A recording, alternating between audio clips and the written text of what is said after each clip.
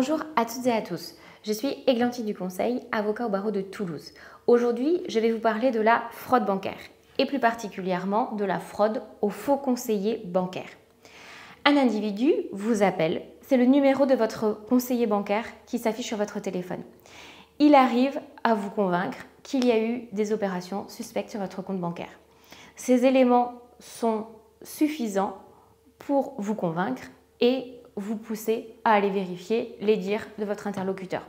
Sauf qu'à partir de là, à partir du moment où vous rentrez sur votre application ou que vous allez sur votre compte bancaire pour aller vérifier, le piège se referme sur vous pour peu qu'il ait réussi à solliciter de vous vos coordonnées bancaires ou des informations personnelles, il vous aura dépouillé d'une certaine somme d'argent. Que faire dans cette situation-là? Tout d'abord, il faut absolument déposer plainte pour escroquerie auprès de la gendarmerie ou du commissariat le plus proche. Ensuite, il faut alerter votre banque.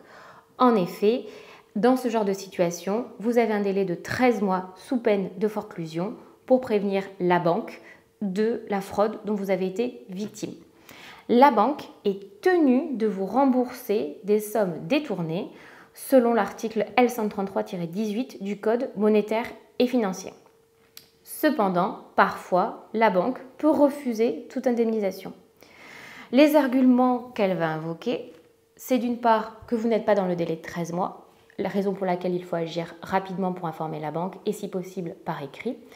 Ensuite, elle va vous dire qu'il y a eu authentification forte, c'est-à-dire que si des virements ont été réalisés par l'escroc et que vous les avez validés via la communication de votre code secret sur votre téléphone, cela peut être un motif pour exclure toute indemnisation ou qu'il y ait une négligence grave de votre part.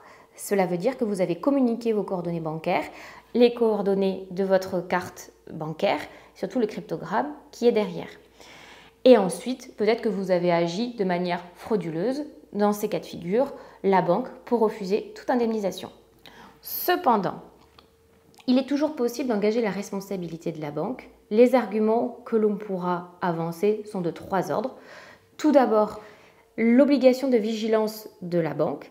Cette dernière donc, est tenue de vous indemniser en cas de fraude et surtout, elle doit vérifier les anomalies apparentes. Tout d'abord, une anomalie matérielle. Par exemple, vous encaissez un chèque qui matériellement présente des incohérences. Il s'agit d'une obligation de la banque de vérifier qu'il n'y a pas d'anomalie matérielle.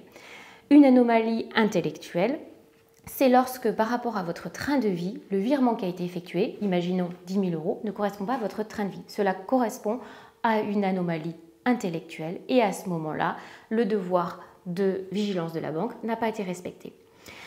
La charge de la preuve incombe à la banque. Elle devra notamment prouver qu'il n'y a pas eu de déficience technique du moyen de paiement. Si ça a été le cas, à ce moment-là, vous pouvez obtenir l'indemnisation en raison de la fraude dont vous avez été victime. Et enfin, la banque a une obligation générale d'information, c'est-à-dire qu'elle doit vous alerter si elle considère qu'il y a des opérations de votre part qui sont suspectes sur votre compte bancaire.